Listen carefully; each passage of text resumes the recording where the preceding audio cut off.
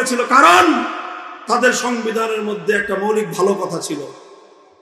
সেই ভালো কথাটা হলো সংবিধানের মধ্যে তাদের আল্লাহর সার্বভৌমত্বের কথা বলা হয়েছিল।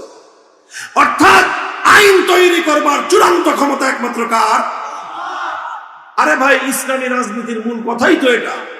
যারা ইসলামী রাজনীতি করে, চাই সেটা সালাফিরা করুক, চাই সেটা আহলে হাদিসরা করুক, চাই সেটা হানাফিরা করুক, চাই সেটা বেরলভীরা করুক, চাই সেটা সুন্নিরা করুক, যারাই করুক, সকল ইসলামী রাজনীতির মূল কথা হলো আইন চলবে কার? এই শুধুমাত্র আল্লাহর সার্বভৌমত্বের কথা কেন বলা হলো? এই কারণে বাংলাদেশের সর্বোচ্চ আদালত জামায়াতে ইসলামী, বাংলাদেশ জামায়াতে ইসলামীর নিবন্ধন বাতিল করে দিল যে তোমরা যেহেতু আল্লাহর একত্ববাদে বিশ্বাসী, বাংলাদেশ আল্লাহর একত্ববাদে বিশ্বাসী নয়, সুতরাং শিরকের এই দেশে আল্লাহর একত্ববাদের রাজনীতি করা যাবে না। ও মুসলমান, আরামে ঘুমাও, তোমরা আরামে ঘুমাও।